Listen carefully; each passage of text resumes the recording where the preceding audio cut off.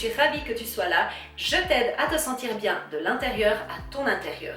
Aujourd'hui, nous allons parler de gestion du linge. C'est quelque chose qui n'est pas forcément inné et j'aime bien insister là-dessus parce que souvent, on pense que la gestion du linge, non, c'est facile. Eh bien non, c'est pas facile parce que justement, en ayant fait un sondage sur Instagram, je me suis rendu compte qu'il n'y avait pas que moi qui me posais plein de questions et surtout de savoir simplifier le tout. Justement, j'ai essayé tes techniques, les miennes et comme ça, j'en ai fait un combo et c'est l'objet de cette vidéo. Tout d'abord, comment laver son linge? Eh bien, tu as plusieurs méthodes. La première méthode, c'est de ne rien séparer, de ne rien trier, tout simplement de tout mettre ensemble, que ça soit noir, blanc ou couleur, et tu mets une de ces lingettes des Color Stop pour empêcher en fait que les blancs n'attrapent toute la couleur et que les noirs ne deviennent gris. L'avantage de cette technique, c'est que tu n'auras pas besoin de trier, tu vas perdre beaucoup moins de temps et surtout si tu n'as pas beaucoup de linge à laver, eh bien ça t'empêchera de devoir faire des petites machines, tu pourras tout mettre ensemble. Mais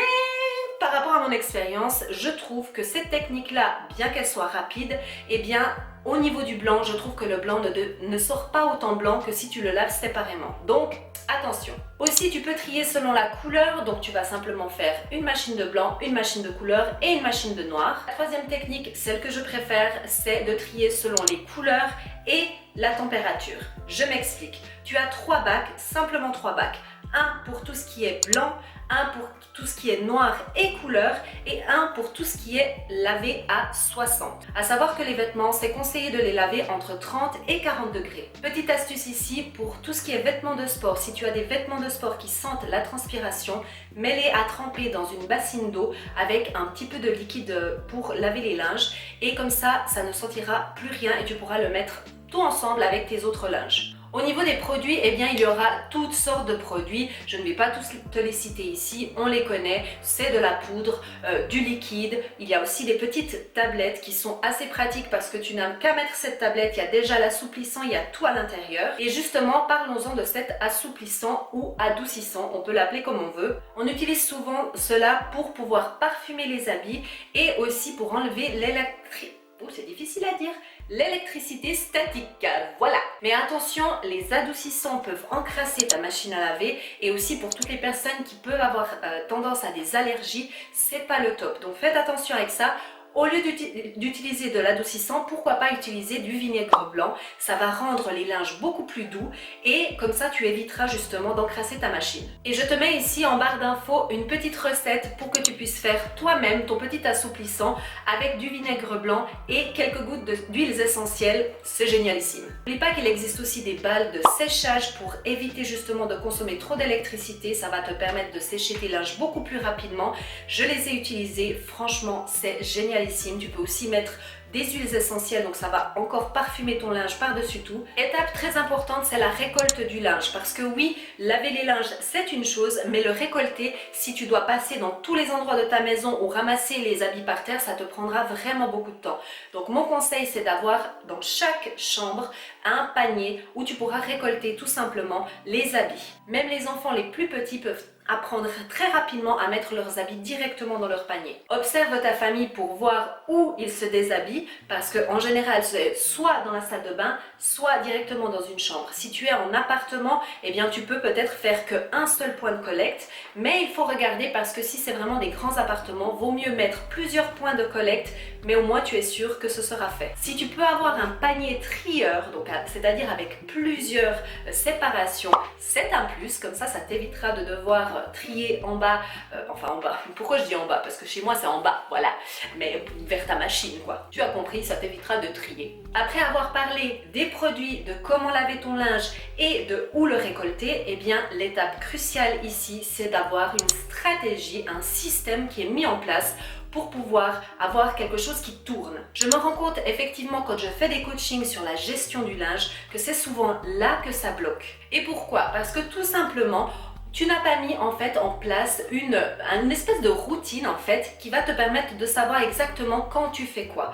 Déjà, premièrement, il faudra choisir ton jour de lavage. Si tu as une maison avec tes machines à laver ou un appartement avec tes machines à laver à l'intérieur, eh bien tu pourras être beaucoup plus flexible. En revanche, si tu habites en immeuble de location, souvent tu dois partager en fait les jours de lavage. Donc profite de vraiment choisir un jour où tu es à la maison pour pouvoir faire ton linge. Pourquoi? Parce qu'il faudra vraiment mettre en place une priorité dans quel ordre tu vas faire les choses. Fais-toi un plan tout simplement en te disant ok, comment est-ce que c'est le mieux de démarrer ma journée? Je te donne un exemple. Chez moi, le soir, je fais la récolte des linges. Je prends tout avec moi pour le descendre vers ma machine à laver. Le matin, je lance ma machine à laver et souvent je le fais même le soir d'avant si vraiment pour ne pas oublier et je programme ma machine pour qu'elle démarre le lendemain matin. À midi, je profite de sécher le linge que j'ai déjà mis dans la machine et l'après-midi ou le soir en début de soirée, je range le linge. Et je me fixe un jour aussi pour pouvoir repasser. Ça peut être le même jour, ça peut être à un autre jour, à un autre moment.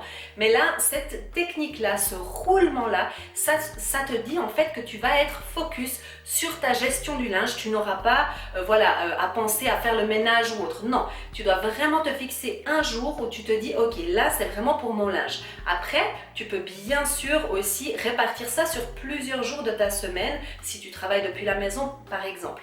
Mais là, c'est dans le cas où tu as vraiment juste un jour pour faire tes machines, eh bien tu vas commencer avec la première machine, la mettre à sécher si tu as un sèche-linge, sinon tu dois le suspendre et ainsi de suite. Voilà, j'espère que ces quelques conseils t'auront permis de pouvoir mettre en place une bonne routine, un bon système pour la gestion de ton linge. Si tu as encore un petit peu des difficultés, que tu aimerais vraiment être accompagné pour que tu aies un programme pour toi personnalisé, n'hésite pas à venir me voir sur nanaorganise.com. J'ai des coachings personnalisés rien que pour toi, comme ça on pourra en discuter. N'oublie pas de me suivre sur Instagram, c'est là où je suis le plus présente, et aussi de t'abonner ici sur cette chaîne, ici en bas, pour pouvoir apporter ton soutien à ma chaîne, ça me fait hyper plaisir. Je te dis à bientôt et n'oublie pas de suivre tes rêves, car ils connaissent le chemin. Ciao! Je suis là pour t'aider à te sentir bien de... Là? Je sais plus. Je suis ici pour t'aider à te sentir bien de... Eh bien, tu es resté jusqu'à la fin de la vidéo. Bravo à toi. N'oublie pas de mettre un petit pouce en l'air et de t'abonner à cette chaîne. Et d'ailleurs, c'est par ici, tu as là le petit bouton pour t'abonner et 2 petites vidéos pour que tu ailles voir la suite. Et aussi, ici en bas, là, tout en bas, eh bien, tu peux trouver mon site internet avec tous mes coachings que tu pourras retrouver. Et sinon, je te dis à bientôt.